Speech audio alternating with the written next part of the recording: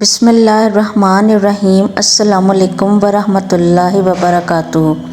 مسلم شریف کی ایک حدیث مبارکہ میں واقعہ معراج کے حوالے سے بیان کیا گیا ہے کہ حضرت انس بن مالک رضی اللہ تعالیٰ عنہ بیان کرتے ہیں کہ رسول اللہ صلی اللہ علیہ وآلہ وسلم نے فرمایا، میرے پاس براق لایا گیا۔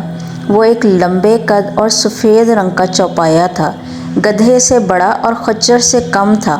اس کا قدم نظر کی انتہا پر پڑتا تھا۔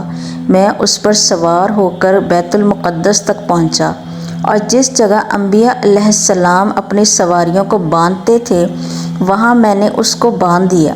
پھر میں مسجد میں داخل ہوا اور اس میں 2 رکعات پڑھ کر باہر آیا۔ جبریل علیہ السلام میرے پاس ایک برتن میں شراب اور دوسرے میں دودھ لے کر آئے۔ میں نے دودھ پی لیا۔ جبریل علیہ السلام نے کہا کہ آپ نے فطرت کو اختیار کیا۔ پھر مجھے آسمان پر لے جایا گیا، اور جبریل علیہ السلام نے آسمان کا دروازہ کھٹکھٹایا۔ پوچھا، تم کون ہو؟ کہا، جبریل علیہ السلام۔ پوچھا، تمہارے ساتھ کون ہیں؟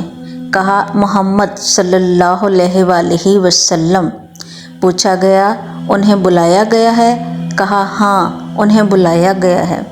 حضور صلی اللہ علیہ وآلہ وسلم نے فرمایا، پھر ہمارے لیے آسمان کا دروازہ کھول دیا گیا۔ واقعہ معراج کے حوالے سے ترمذی شریف میں بھی ایک واقعہ بیان کیا گیا ہے کہ جب حضرت جبرائیل علیہ السلام براق کو لے کر آئے تو وہ رقص کرنے لگا تھا۔ اس حدیث کی روح سے حضرت انس رضی اللہ تعالیٰ عنہ روایت فرماتے ہیں کہ حضور اکرم صلی اللہ علیہ وآلہ وسلم کی خدمت میں شب معراج براق لایا گیا، جس پر زین کسی ہوئی تھی اور لگام ڈالی ہوئی تھی۔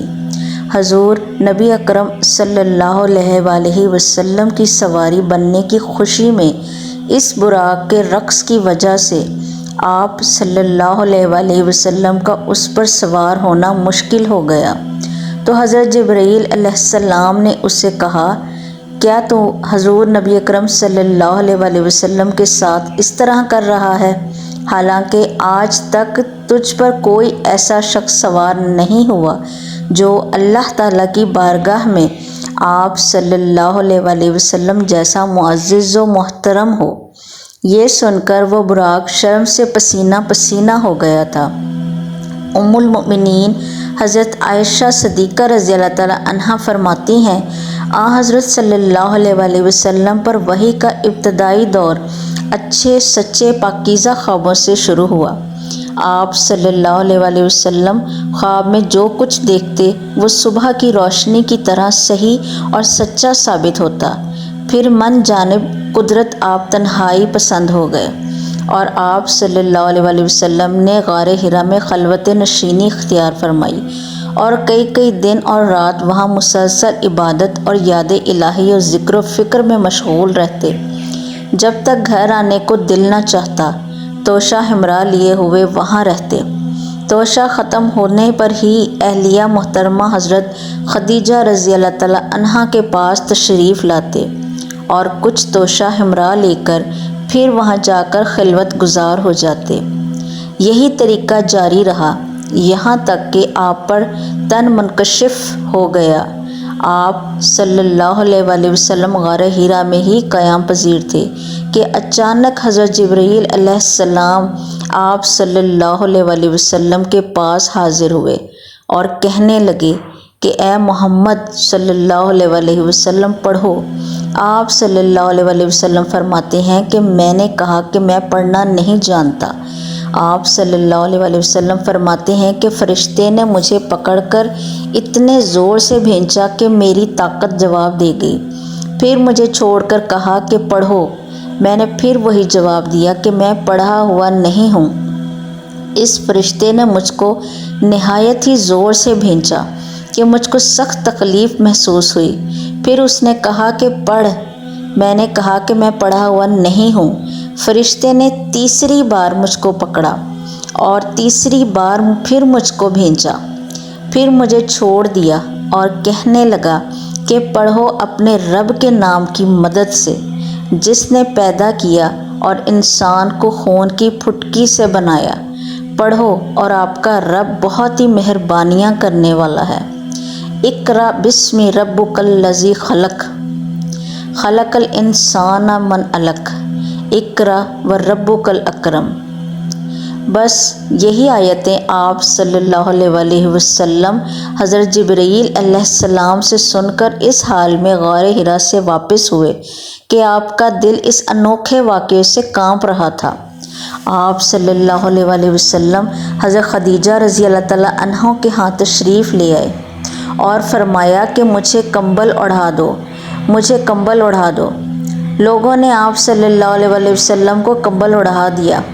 جب آپ کا ڈر جاتا رہا تو آپ صلی اللہ علیہ وسلم نے اپنی زوجہ محترمہ حضرت خدیجہ رضی اللہ تعالیٰ عنہ کو تفصیل کے ساتھ یہ واقعہ سنایا اور فرمانے لگے کہ مجھ کو اب اپنی جان کا خوف ہو گیا ہے۔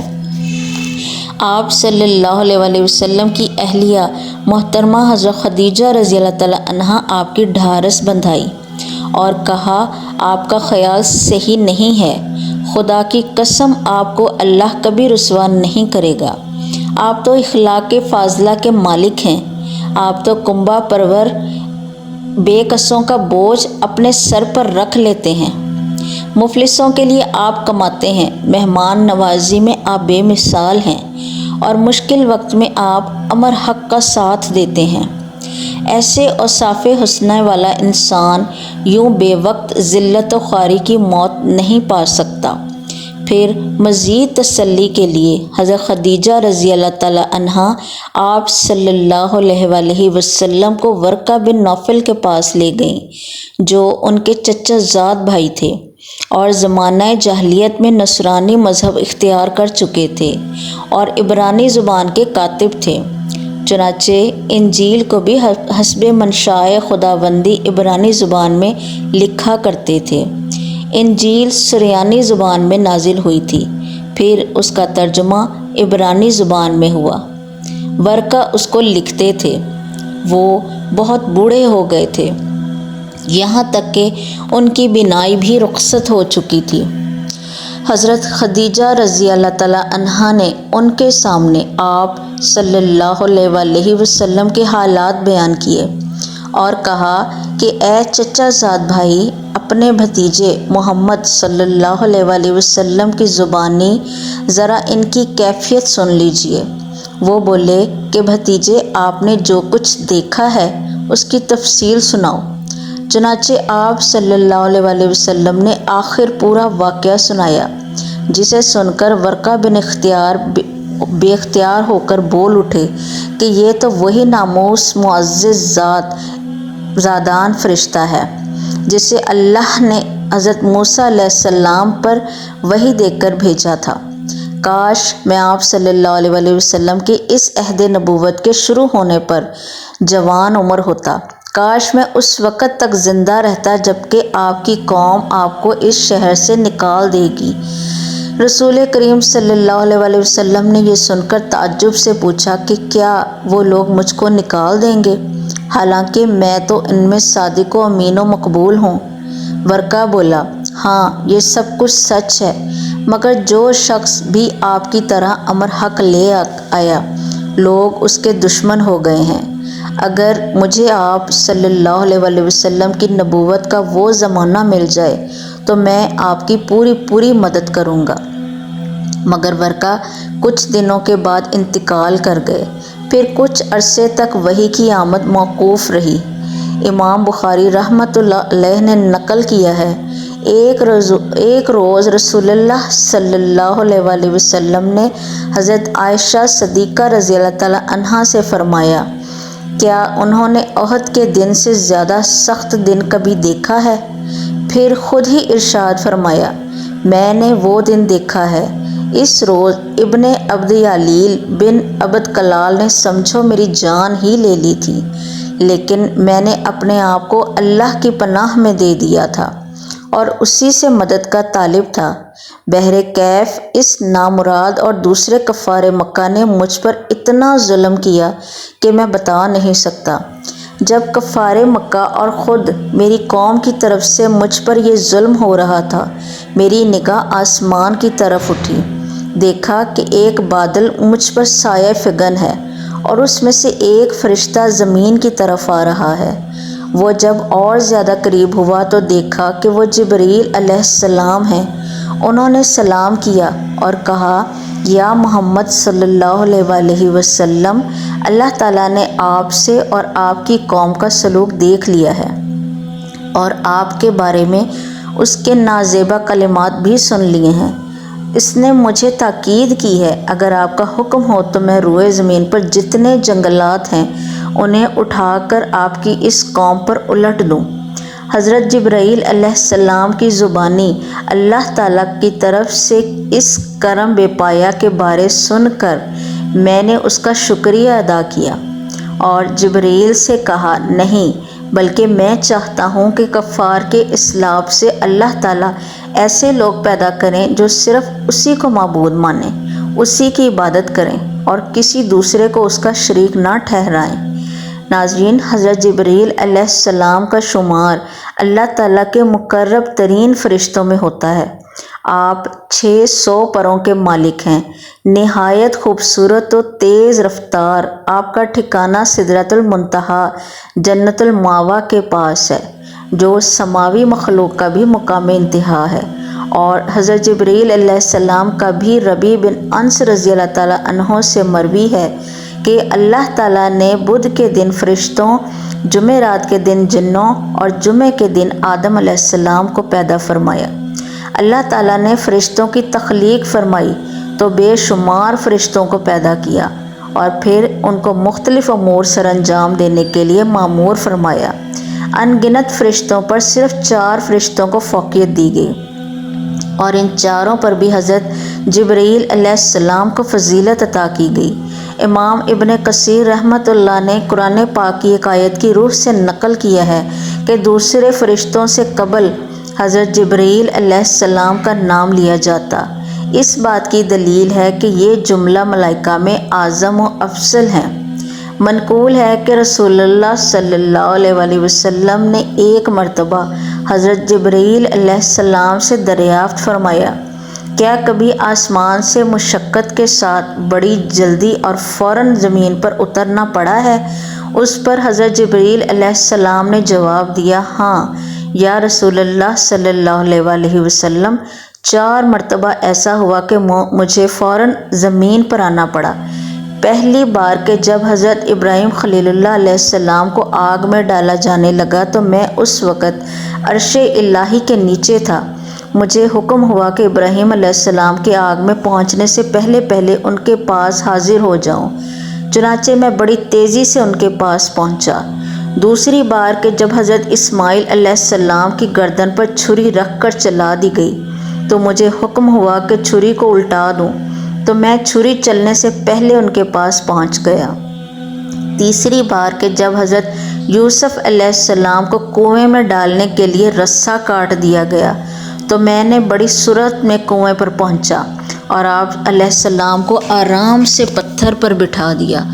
اور چوتھی بار تب کہ جب کافروں نے آپ صلی اللہ علیہ وسلم کا دندان مبارک شہید کر دیا اور آپ صلی اللہ علیہ وسلم کے مبارک خون کا قطرہ زمین کی طرف نکلا تو مجھے حکم ملا، اے جبرائیل، فوراً پہنچو اور خون کا قطرہ زمین پر گرنے سے پہلے اپنے پروں میں سمیٹ لو۔ یوں میں فوراً آسمان سے زمین پر آیا اور وہ قطرہ اپنے پروں پر اٹھا لیا۔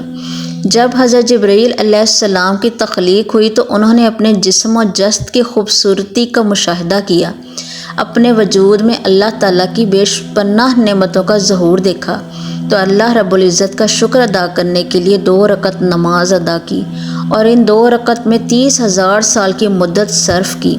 جب نماز سے فارغ ہوئے تو عرض کی، یا رب العالمین، کیا کسی اور کو ایسی عبادت میسر ہوگی جیسے میں نے کی ہے؟ تو ارشاد باری تعالیٰ ہوا، اے جبرائیل علیہ السلام، اپنے آخری نبی حضرت محمد صلی اللہ علیہ وسلم کے دور میں اپنے خالقیت سے ایسی گروہ کی تخلیق کروں گا جو 2 رکعت نماز بہت ہی کم وقت میں اور بہت سی کمزور یوں کوتاہیوں کے ساتھ ادا کریں گے اور ان 2 رکعت کا ثواب تیری اس نماز پر فوقیت حاصل کرے گا۔ حضرت جبرائیل امین علیہ السلام نے عرض کیا، وَکَیف ذَلِکَ یا رب العالمین، اللہ تعالیٰ نے فرمایا اے جبرائیل تو کیوں کر عبادت و ریاضت نہ کرے گا اور اطاعت کا بار اپنی گردن پر نہ رکھے گا، کیونکہ فراغت اور عافیت تمہارا شعار اور امتیاز ہے، اور کوئی ایسا امر معنی نہیں ہے جو ہماری خدمت سے باز رکھے اور تمہاری توجہ میری ذات سے منعطف کرائے۔ چنانچہ اس کے بعد حضرت جبرائیل علیہ السلام کو خصوصی انعام و اکرام سے نوازتے ہوئے اپنے اور انبیاء مرسلین کے درمیان پیغام رسانی کے لیے منتخب فرمایا گیا اور یوں سید الملائکہ کا لقب عطا فرمایا گیا۔ رسول اللہ صلی اللہ علیہ وسلم نے فرمایا جبریل علیہ السلام متعدد بار میرے پاس دہیہ قلبی کی شکل میں تشریف لائے، اور کبھی کسی عرابی کی شکل میں تو کبھی اپنی اصلی شکل میں بھی تشریف لاتے، اور آپ صلی اللہ علیہ وسلم نے فرمایا میں نے دوبارہ جبریل علیہ السلام کے پر یعنی پنکھ ملاحظہ فرمائے، ایک بار تو زمین پر اور دوسری بار شب معراج کی رات سدرۃ المنتہا پر، یہ مشرق سے مغرب تک پھیلے ہوئے تھے۔ دعا ہے اللہ پاک ہمیں دنیا آخرت کی بھلائیاں عطا فرمائے اور ہمیں اپنے خاص قرب میں شامل فرمائے، آمین۔